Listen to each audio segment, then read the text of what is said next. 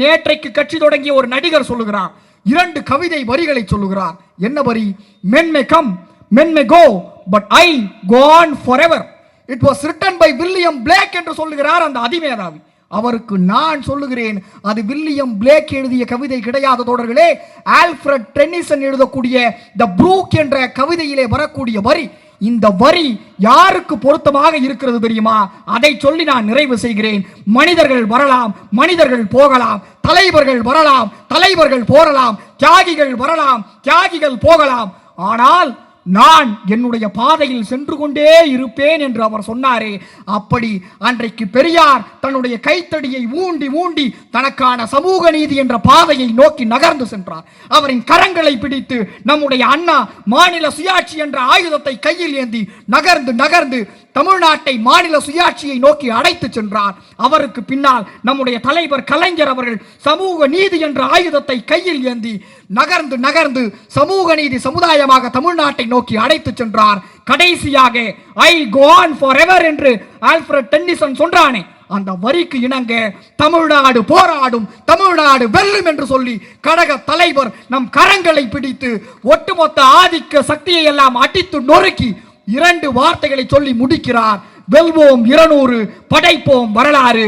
அவரை பார்த்து மன்னராட்சி முதல்வர் என்று சொல்லுகிறானே அந்த பைத்தியக்காரன், அவனுக்கு சொல்லுகிறேன், 200 இடங்களை நாங்கள் பெறுவோம், மிச்சம் இருப்பதை எவன் வேண்டுமானாலும் பிடித்துக் கொள்ளலாம். ஏனென்றால் எல்லாவற்றையும் நாமே வைத்துக் கொண்டால் அது மன்னராட்சி. எல்லாருக்கும் எல்லாமும் கிடைக்க வேண்டும் நினைப்பது திராவிட மாடல் ஆட்சி. அதற்கு நம் தலைவரே சாட்சி. பொதுமக்களே, உங்கள் எல்லோருக்கும் இந்த ஓர் எழுத்தின் வாயிலாக என்ன செய்தியை திராவிட மாடல் அரசு ஒன்றிய அரசை பார்த்து சொல்ல விரும்புகிறது என்ற கேள்வி உங்களுக்குள் எழலாம். அன்பிற்கினிய தோழர்களே, இந்த வரலாற்றை நாம் பார்க்கும்போது ஒவ்வொரு ஆண்டும் நிதிநிலை அறிக்கை தாக்கல் செய்யப்படுகிறது. அந்த நிதிநிலை அறிக்கை தாக்கல் செய்யப்படும் போது அதற்கு மேலே வேதநாகிரி குறியீடாக இருக்கக்கூடிய அந்த ரூ என்ற எழுத்து எல்லா இடத்திலும் வேதநாகிரி வடிவத்திலே எழுதப்பட்டிருக்கிறது. இதை நம்முடைய தமிழக முதல்வர் பார்க்கிறார். இன்றைக்கு ஏன் அவர் 72வது பிறந்த நாளை மாதம் முழுக்க நாம் கொண்டாடி கொண்டிருக்கிறோம் என்றால், எந்த இந்தியை திணித்து நம்முடைய மொழியையும் பண்பாட்டையும் அசைத்து பார்க்க இந்த ஆதிக்க சக்திகள் எல்லாம் நினைத்து பார்க்கிறதோ, அந்த ஒன்றிய அரசாங்கத்தை எதிர்த்து அவர் பயன்படுத்திய ஆயுதம் என்ன தெரியுமா? பெரிய ஆயுதங்கள் அல்ல தோழர்களே, பெரிய கொள்கை வடிவங்களை அவர் எடுக்கவில்லை, பெரிய பெரிய திட்டங்களை எடுக்கவில்லை. ஒரே ஒரு சொல்தான், ரூ என்ற ஒரே ஒரு தமிழ் எழுத்தை வைத்து ஒட்டுமொத்த ஒன்றிய அரசை அதிரச் செய்த ஒரு முதல்வர் இருக்கிறார் என்றால், அப்படிப்பட்ட முதல்வர் தான் மாண்புமிகு முத்துவேல் கருணாநிதி ஸ்டாலின் என்று வரலாறு பதிவு செய்கிறது. அன்பிற்கினிய தோழர்களே, முதல் எழுத்தான ரூ என்ற எழுத்தை உங்களுக்கு அறிமுகப்படுத்தினேன். அடுத்தபடியாக 2வது எழுத்து. அது என்ன 2வது எழுத்து? அது 2 எழுத்து. எல்லாருக்கும் எல்லாமும் என்ற 2 சொற்களின் வாயிலாக ஒரு வரலாற்றையே திரும்பி பார்க்க வைக்கிறார் நம்முடைய முதல்வர். நேற்றைய முரசொலியினுடைய முதல் தலையங்கத்தை நீங்கள் வாசித்து பார்த்தால் உங்களுக்கு தெரியும் தோழர்களே. லண்டனிலே இருந்து வெளிவரக்கூடிய தி எக்கனாமிஸ்ட் பத்திரிகை நம்முடைய முதல்வரினுடைய தொகுதி மறுவரையறை குறித்த உறுதியை ஒரு வார்த்தைகளால் விவரிக்கிறது. அந்த வார்த்தைகளை உங்களோடு பகிர்ந்து கொள்ள நான் ஆசைப்படுகிறேன். அந்த ஆங்கில ஏடான லண்டனில் இருந்து வெளிவரக்கூடிய தி எக்கனாமிஸ்ட் இப்படி எழுதுகிறது: தமிழ்நாட்டினுடைய முதலமைச்சரான முத்துவேல் கருணாநிதி ஸ்டாலின் அவர்கள் அவருடைய தந்தையான கலைஞர் விட்ட இடத்தில் இருந்து தன்னுடைய போராட்ட குணத்தை நீட்சியாக எடுத்து சென்று களத்திலே நின்று ஒன்றிய அரசை அசைத்து பார்க்கிறார். ஆனால் முக்கியமான செய்தி, ஆனால் அவர் அவருடைய தந்தையையும் தாண்டி அசையாத உறுதியை கொண்டு ஒட்டுமொத்த தமிழ்நாட்டை மட்டுமல்ல தோழர்களே, ஒட்டுமொத்த தென்னிந்தியாவையும் திரட்டி தொகுதி மறுவரையறைக்கு எதிராக ஒரு மாபெரும் போராட்டத்தை முன்னெடுத்து அவர் அந்த குழு கூட்டத்தின் வாயிலாக ஒட்டுமொத்த ஒன்றிய அரசினுடைய தொகுதி மறுவரையறை என்ற அநீதியை எதிர்த்து அழுத்தம் திருத்தமான கேள்விகளை எழுப்புகிறார் என்று தி எக்கனாமிஸ்ட் என்ற லண்டனில் இருந்து வெளிவரக்கூடிய ஆங்கில ஏடு பதிவு செய்கிறது. இன்றைக்கு தி ஸ்ட்ரெய்ட் டைம்ஸ் என்று சொல்லக்கூடிய சிங்கப்பூரிலே இருந்து வெளிவரக்கூடிய அந்த ஏட்டிலே இருக்கக்கூடிய செய்தி என்ன தெரியுமா? உங்களுக்கெல்லாம் முதலிலே இந்த தொகுதி மறுவரையறை என்றால் என்ன, ஏன் அதனை நம்முடைய கழக தலைவர் எதிர்க்கிறார் என்பதை விளக்கமாக எளிமையாக விளக்குவதற்கு ஆசைப்படுகிறேன். அன்பிற்கினிய தோழர்களே, இந்தியா குடியரசாக 1950 மாற்றப்படுகிறது.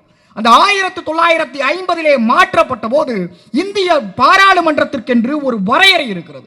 அந்த வரையறை என்ன என்று பார்க்கும்போது, அந்த காலத்தில் இருந்த மக்கள் தொகையை அடிப்படையாக வைத்து கிட்டத்தட்ட 1971ஆம் ஆண்டு எடுக்கப்பட்ட மக்கள் கணக்கெடுப்பின் அடிப்படையை கொண்டு மொத்தம் 543 இடங்களை அன்றைக்கு இருந்த ஒன்றிய அரசு மாநிலங்களுக்கு பகிர்ந்து கொடுக்கிறது. அப்படி பார்க்கும்போது அந்த ஒட்டுமொத்த எண்ணிக்கையில் தமிழ்நாட்டினுடைய சதவிகிதம் 14.16% என்று குறிப்பிடப்பட்டுள்ளது. காலங்கள் உருண்டு ஓடுகிறது. 1971 எடுக்கப்பட்ட கணக்கெடுப்பிற்கு பிறகு ஒன்றிய அரசு எல்லா மாநிலங்களும் இந்தியாவினுடைய மக்கள் தொகையை கட்டுப்படுத்த வேண்டும் என்ற காரணத்திற்காக மக்கள் தொகை கட்டுப்பாட்டை மிக தீவிரமாக கடைபிடிக்க வேண்டும் என்று ஒன்றிய அரசு தான் சொல்லுகிறது. அப்படி ஒன்றிய அரசு சொன்னதை கேட்டு நம்முடைய தமிழ்நாடு மிக தீவிரமாக மக்கள் தொகையை கட்டுக்குள் கொண்டு வந்து மக்கள் தொகையை குறைக்கின்றது. காலங்கள் மாறுகிறது. இன்றைக்கு அதே ஒன்றிய அரசு எந்த மக்கள் தொகையை குறைக்க வேண்டும் என்று சொன்னதோ அதே மக்கள் தொகை அடிப்படையிலே இருக்கக்கூடிய பாராளுமன்றத்தினுடைய இடங்கள் எல்லாம் உயர்த்தப்படும் என்று சொல்கிறது. இதை ஏன் அவர்கள் உயர்த்த வேண்டும்? அந்த இடங்கள் கூடினால் நமக்கு என்ன ஆக போகிறது என்று நீங்கள் கேட்கலாம் தோழர்களே. இங்குதான் அண்ணா நமக்கு கை கொடுக்கிறார். அண்ணா தன்னுடைய கன்னி பேச்சிலே 1962 நாடாளுமன்றத்திலே முழங்கிய போது சொன்னார், I belong to the Dravidian stock என்று சொன்னார். அவர் சொல்லுகிறார், ஒன்றிய அரசு அதிகாரங்களை குவித்து குவித்து குவித்து ஒரு குவிப்பினுடைய அதிகாரங்களினுடைய மைய குறிப்பாக மாறிவிட்டது. அந்த மைய குவிப்பில் இருந்து மாநிலங்கள் தனக்கான சுயாட்சியை பெற முடியாமல் இருக்கும் போது அங்குதான் அண்ணா அதுவரை கடைபிடித்து வந்த அடைந்தால் திராவிட நாடு இல்லையே சுடுகாடு என்ற அந்த கோட்பாட்டை மாற்றி அண்ணா கைப்பட எழுதிய நூலான எண்ணி துணிக கருமம் என்ற நூலை இங்கு இருக்கக்கூடிய ஒவ்வொரு இளைஞர்களும் வாசித்து பார்க்க வேண்டும். அதில் அண்ணா சொல்லுகிறார், இன்றைக்கு கழகம் முக்கியமா கொள்கை முக்கியமா என்று பார்க்கும் பொழுது அண்ணா ஒரு மிக அற்புதமான ஒப்புமையை அதற்கு காட்டுகிறார் தோழர்களே.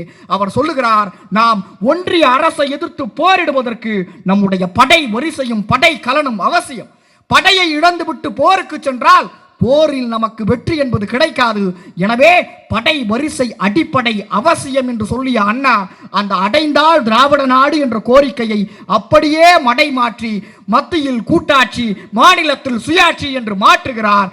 அந்த மாநிலத்தில் சுயாட்சி என்று மாற்றிய பிறகு அண்ணா ஒரு வரி எழுதுகிறார் தோழர்களே. என்ன வரி தெரியுமா? திராவிட நாடு என்ற கோரிக்கைக்கான காரணங்கள், கோரிக்கை கைவிடப்படுகிறது, ஆனால் காரணங்கள் அப்படியே இருக்கிறது என்று சொன்னார் அண்ணா.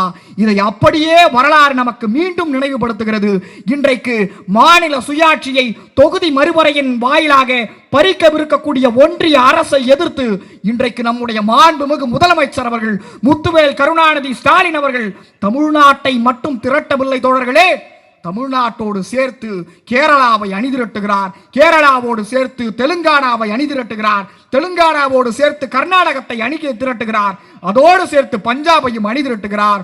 ஒட்டுமொத்த இந்தியாவிலே கிட்டத்தட்ட 6 முதலமைச்சர்களை ஒன்றிணைத்து ஒன்றிய அரசுக்கு எதிராக எங்களுடைய மாநில சுயாட்சியை பறிப்பதற்கு எவனுக்கும் உரிமை கிடையாது என்று சொல்லக்கூடிய அந்த துணிச்சல் இந்திய துணை கண்டத்திலேயே ஒரு முதல்வருக்கு இருக்கிறது என்று சொன்னால் அது நம்முடைய மாண்புமிகு முதலமைச்சர் முத்துவேல் கருணாநிதி ஸ்டாலின் அவர்களுக்கு மட்டும்தான் இருக்கிறது. இந்த வரலாற்று ஓர்மை நமக்குள் இயல்பாகவே இருக்க வேண்டும் அல்லவா? அன்பிற்கினிய தோழர்களே, இன்றைக்கு நம்முடைய மாண்புமிகு முதலமைச்சர் அவர்களை அப்பா என்று அழைப்பதை பார்த்து சில அறிவிலிகள் அவர்கள் நகைக்கிறார்கள். அவரை ஏன் நீங்கள் அப்பா என்று அழைக்கிறீர்கள் என்று கேட்கிறார்கள். இந்த பயல்களுக்கெல்லாம் ஓய்வு பெற்ற நீதிபதி சந்துரு அவர்கள் சமீபத்திலே நடைபெற்ற ஒரு கூட்டத்திலே பேசுகிறார். ஏன் நம்முடைய கழக தலைவரை அப்பா என்று அழைக்க வேண்டும்? அன்பிற்கினிய தோழர்களே, அடிப்படையிலே நான் தமிழ் இலக்கியம் படிக்கக்கூடிய ஒரு ஆய்வாளர். தமிழ் இலக்கியத்திலே மணிமேகலை என்று ஒரு காப்பியம் இருக்கின்றது. அந்த மணிமேகலை காப்பியத்திலே எது அறம் என்ற கேள்வியை மணிமேகலை கேட்கும் போது அதற்கு ஒரு பாடல் பதிலாக சொல்லப்படுகிறது. அது என்ன பாடல் என்று கேட்டால், அறமெனப்படுவது யாதென கேட்பின் மறவாது இது கேள், மண்ணுயிர்க்கெல்லாம் உண்டியும் உடையும் உறையுளும் அல்லது கண்டது இல் என்று முடிகிறது பாடம். அன்பிற்கினிய தோழர்களே, எது அறம் என்ற கேள்விக்கு ஒரு தந்தையாக, இந்த தமிழ்நாட்டினுடைய தந்தையாக, தமிழ்நாட்டிலே பசியிலே வாடக்கூடிய பிள்ளைகளினுடைய தந்தையாக நம்முடைய மாண்புமிகு முதலமைச்சர் பார்க்கிறார். இந்த பிள்ளைகள் எல்லோரும் காலையிலே பள்ளிக்கு வருகிறார்கள். ஆனால் அந்த பிள்ளைகள் காலையிலே ஒருவேளை சோற்றிற்கு கூட வழியில்லாமல் பசியின் கொடுமையிலே பாட அறையிலே வந்து உட்கார்ந்து கல்வி அவர்களுக்குள் எப்படி செல்லும் என்று சிந்திக்கிறார். அன்பிற்கினிய தோழர்களே, தமிழ்நாட்டிலே எத்தனையோ முதலமைச்சர்கள் வந்திருக்கிறார்கள். ஆனால் உங்கள் வீட்டு பிள்ளைகளினுடைய பசியை போக்குவதற்காக காலை உணவு திட்டத்தை கொண்டு வந்து அதை நடைமுறைப்படுத்தி ஒரு தந்தையாக தமிழ்நாட்டில் இருக்கக்கூடிய எல்லா பிள்ளைகளினுடைய பசியை போக்கியதால் நாங்கள் எல்லோரும் அவரை அப்பா என்று அழைக்கிறோம் என்று சொன்னால், இதை புரிந்து கொள்வதற்கு அந்த பயல்களுக்கெல்லாம் அறிவு பத்தாது. அன்பிற்கினிய தோழர்களே, வரலாற்றை நாம் மிக கூர்மையாக வாசிக்க வேண்டிய தேவை இன்றைக்கு நமக்கு இருக்கிறது. நம்முடைய முதலமைச்சர் அவர்களுடைய சாதனைகளை எல்லாம் பட்டியலிட்டு என்னால் பேச இயலும். ஆனால் இன்றைக்கு நாம் ஏன் நம்முடைய முதலமைச்சரை கொண்டாடி கொண்டிருக்கிறோம்? அன்பிற்கினிய தோழர்களே, இன்றைக்கு சமீபத்திலே தாக்கல் செய்யப்பட்ட நிதிநிலை அறிக்கையை நீங்கள் வாசித்து பார்த்தால் உங்களுடைய பிள்ளைகளுக்கு எல்லாருக்கும் எல்லாமும் கிடைக்கும்படி ஒரு நிதிநிலை அறிக்கையை தாக்கல் செய்ய ஒருவரால் முடியும் என்று சொன்னால் அது தமிழ்நாட்டிலேயே நம்முடைய முதலமைச்சரான மாண்புமிகு முத்துவேல் கருணாநிதி ஸ்டாலின் அவர்களால் மட்டும்தான் அப்படிப்பட்ட நிதிநிலை அறிக்கையை தாக்கல் செய்ய முடியும். ஏன் என்று கேட்டால், இந்த சமூகத்தினுடைய விளிம்பில் இருக்கிறானே அவனுக்கும் சேர்த்து சிந்திப்பதுதான் ஒரு முதல்வனுக்கான அடிப்படை தகுதி. இந்த சமூகத்தினுடைய விளிம்பிலே நின்று கொண்டிருக்கக்கூடிய இங்க இருக்கக்கூடிய எல்லா தாய்மார்களுக்கும் மாதமானால் உரிமை தொகை கிடைக்கிறது. உங்களிலே சிலருக்கு அந்த தொகை விடுபட்டு இருக்கலாம். அவர்களுக்கும் அந்த தொகை வந்து சேரும் என்ற தாய் உள்ளத்தோடு தாயுமானவராக நம்முடைய முதல்வர் சிந்திக்கிறார். எல்லா பெண்களுக்கும் தகுதி வாய்ந்த அத்தனை பேருக்கும் உரிமை தொகை வழங்கப்படும் என்று அழுத்தம் திருத்தமாய் சொல்லுகிறார். ஒரு முதலமைச்சருக்கு ஒரு அசைக்க முடியாத உறுதி என்பது அடிப்படை பண்பாக இருக்க வேண்டும். அதற்கு இப்படிப்பட்ட உறுதி நம்முடைய முதலமைச்சருக்கு எங்கிருந்து வருகிறது என்று நாம் பார்க்கும்போது அது அவருடைய தந்தையான தலைவர் கலைஞரிடம் இருந்து உருவெடுத்து வருவது. அன்பிற்கினிய தோழர்களே, இன்றைக்கு ஒன்றிய அரசு கல்வியை நமக்கு கொடுப்பதற்கு மறுக்கிறது. புறநானூற்றிலே ஒரு பாடல், வேற்றுமை தெரிந்த நாற்பால் உள்ளும் கீழ்ப்பால் ஒருவன் கற்பின் மேற்பால் ஒருவனும் அவன் கண் படுமே என்றது பாடல். அது என்ன சொல்லுகிறது என்றால், கீழ்பால் என்று சொல்லக்கூடிய கீழ் வர்ணத்திலே இருக்கக்கூடிய பிறப்பின் அடிப்படையால் சாதியின் அடிப்படையால் ஒருவன் கீழானவன் என்று சொன்னால் அவனுக்கும் கல்வியை கொடுக்கக்கூடிய அதிகாரம் கல்விக்கு மட்டும்தான் இருக்கிறது. அந்த கல்வியை அவனுக்கு கொடுக்க வேண்டிய தேவையை உணர்த்துவதுதான் அந்த பாடல். அன்பிற்கினிய தோழர்களே, தமிழ்நாட்டிலே எத்தனையோ மாவட்டங்களிலே உரை நிகழ்த்தக்கூடிய வாய்ப்பினை நம்முடைய இளம் தலைவர் அவர்கள் எனக்கு வழங்கி இருக்கிறார். ஆனால் எத்தனை கூட்டங்களில் பேசினாலும் சென்னை மேற்கு மாவட்டத்திலே பேசுகின்ற வாய்ப்பு எனக்கு தரப்படும் போதெல்லாம் எனக்குள் ஒரு கட்டுக்கடங்காத ஒரு ஆர்வம் வரும். ஏனென்று சொன்னால், நம்முடைய கழகத்தினுடைய மாவட்ட செயலாளர்களை நாம் கூர்ந்து கவனிக்கும் போது பலர் செயலிலே வல்லவர்களாக இருப்பார்கள். அவர்களுடைய சொல்லை காட்டிலும் அவர்களுடைய செயல் அவர்கள் யார் என்பதை விளக்கி சொல்லும். ஆனால் சென்னை மேற்கு மாவட்டத்துக்கென்று ஒரு தனி சிறப்பு இருக்கிறது தோழர்களே. அது என்னவென்றால், சென்னை மேற்கு மாவட்டத்தில் மட்டும்தான் செயலில் மட்டும் அல்ல சொல்லிலும் வல்லவராக இருக்கக்கூடிய அவருடைய உரையை கேட்டால் பேச்சாளர் உரைக்கு சற்றும் குறைவில்லாமல் பேசக்கூடிய ஆற்றல் வாய்ந்த அன்பிற்கினிய என்னுடைய அண்ணன் தான் சென்னை மேற்கு மாவட்டத்தினுடைய செயலாளராக இருக்கக்கூடிய என் அன்பிற்கினிய அண்ணன் சிற்றரசு அவர். அதாவது இன்றைக்கு என்னை இளம் பேச்சாளராக நீங்கள் எல்லோரும் பார்க்கிறீர்கள். ஆனால் என்னை நம்முடைய இளம் தலைவர் கண்டெடுத்திருக்கிறார். அவருக்கு முன்பாகவே நான் பள்ளி மாணவனாக பேசிக் கொண்டிருந்த போது, அப்போது நம்முடைய இலக்கிய சார்ந்து அண்ணாவினுடைய நூற்றாண்டை ஒட்டி நடத்தப்பட்ட பேச்சு போட்டியிலே நான் பேசிய போது சென்னை மாவட்டத்திலே ஒரு பள்ளி மாணவனாக நான் மேடையிலே நின்றேன். அன்றைக்கு என்னுடைய தோள்களிலே தட்டி என் அன்பிற்கினிய அண்ணன் அவர்கள் சொன்னார், நீ சென்று இறுதிப் போட்டியிலே வெற்றி பெற்று நம்முடைய மாவட்டத்துக்கு பெருமை சேர்க்க வேண்டும் என்று சொன்னார். நான் பள்ளி மாணவனாக இருந்தது தொட்டு இன்றைக்கு ஆய்வாளனாக, இளம் பேச்சாளனாக மாறியது வரை என்னுடைய வளர்ச்சியிலே என்னுடைய ஆற்றலையும் திறமையையும் கண்டுபிடித்து எனக்கு மேடை போட்டு பேசுவதற்கான வாய்ப்பையும் கொடுத்த ஒரு மாவட்ட செயலாளர் தான் என் அன்பிற்கினிய அண்ணன் சிற்றரசு அவர். அதாவது நான் முன்பே சொன்னது போல வள்ளுவன் ஒரு குறளை எழுதியிருக்கிறான். சொல்லுதல் யாருக்கும் எளியர், அறியவாம் சொல்லிய வண்ணம் செயல் என்று சொல்லுவான். அது என்னவென்றால், இதையெல்லாம் இப்படி செய்யலாம் என்று சொல்வது எவருக்கும் எளிது. ஆனால் சொல்லிய அனைத்தையும் சொல்லியபடி செய்து முடித்தல் இருக்கிறதல்லவா, அது மிக அரிதானது. இன்றைக்கு அப்படியே இந்த கூட்டத்தை பாருங்கள். இதுவரை நான் கழகத்தின் சார்பிலே 18 கூட்டங்கள் பேசி இருக்கிறேன். கிட்டத்தட்ட ஒரு மாவட்ட கழகம் ஒருங்கிணைத்திருக்கக்கூடிய ஒரு பெரும் பணியை இயக்கத்தினுடைய ஒரு அணியாக இருக்கக்கூடிய பொறியாளர் அணியை சார்ந்த அசோக்குமார் அவர்களை வைத்து இதனை நடத்தி காட்டி இப்பேற்பட்ட நேர்த்தியான கூட்டத்தை ஒருங்கிணைக்க முடியும் என்று சொன்னால் அதற்கான விதை, அதை வழிநடத்தியவர் என் அன்பிற்கினிய அண்ணன் சிற்றரசு அவர். அப்படியே நம்முடைய கழக தலைவரை குறித்த என்னுடைய உரைக்கு செல்வோம். அன்பிற்கினிய தோழர்களே, இந்தியை தலைவர் எதிர்க்கிறார். ஏன் எதிர்க்கிறார்? இந்தி நமக்கு வேண்டாமா, இந்தி மொழி நமக்கு தேவையில்லையா என்றெல்லாம் கேட்கிறார்கள். நாம் மொழியை கேட்கவில்லை, மொழியை எதிர்க்கவில்லை, மொழி திணிப்பை தான் எதிர்க்கிறோம். அன்பிற்கினிய தோழர்களே, என்னுடைய உரையினுடைய இறுதி பகுதியாக நான் ஒரு செய்தியை சொல்ல ஆசைப்படுகிறேன். நம்முடைய கழக தலைவர் அவர்கள் ஒரு ஆணையை இடுகிறார். அது என்ன ஆணை என்று சொன்னால், நான் முன்பே சொன்னது போல 2 சொற்களைத்தான் அவர் எப்போதுமே ஆயுதமாக பயன்படுத்துவார். இறுதியாக அவர் பயன்படுத்தக்கூடிய 2 சொற்கள் தமிழ்நாடு போராடும், தமிழ்நாடு வெல்லும் என்று சொல்லுகிறார். எப்படி தமிழ்நாடு போராடும், எப்படி தமிழ்நாடு வெல்லும்? 1938 இந்தியை திணிக்க ஒன்றிய அரசு முயற்சி செய்த போது அன்றைக்கு நடராசனும் தாளமுத்துவும் தன்னுடைய உயிரை கொடுத்து தமிழ்நாடு போராடியது, தமிழ்நாடு வெற்றி பெற்றது. அப்படியே காலங்கள் மாறுகிறது. 65 அதே போல 12 இளைஞர்கள் முத்துவும் ஏராளமான அரங்கநாதனும் சாரங்கபாணியும் தன்னுடைய உடலிலே தீயை வைத்துக் கொண்டு உயிர் தமிழுக்கு உடல் தீயிற்கு என்று சொன்னார்கள். தமிழ்நாடு போராடியது, தமிழ்நாடு வெற்றி பெற்றது. காலங்கள் மாறுகிறது. 2025 இந்தி திணிப்பின் வாயிலாக தொகுதி மறுவரையை மாற்றி நம்முடைய சுயாட்சி அதிகாரத்தை பறிப்பதன் வாயிலாக ஒன்றிய அரசு நம்மை அசைத்து பார்க்க ஆசைப்படுகிறது. ஆனால் அவர்கள் மறந்து விட்டார்கள். இன்றைக்கு நேற்றைக்கு கட்சி தொடங்கிய ஒரு நடிகர் சொல்லுகிறார், 2 கவிதை வரிகளை சொல்லுகிறார். என்ன வரி? men may come, men may go, but I go on forever. It was written by William Blake என்று சொல்லுகிறார் அந்த அதிமேதாவி. அவருக்கு நான் சொல்லுகிறேன், அது வில்லியம் பிளேக் எழுதிய கவிதை கிடையாத தோழர்களே. ஆல்ஃபிரட் டென்னிசன் எழுதக்கூடிய த ப்ரூக் என்ற கவிதையிலே வரக்கூடிய வரி. இந்த வரி யாருக்கு பொருத்தமாக இருக்கிறது தெரியுமா? அதை சொல்லி நான் நிறைவு செய்கிறேன்.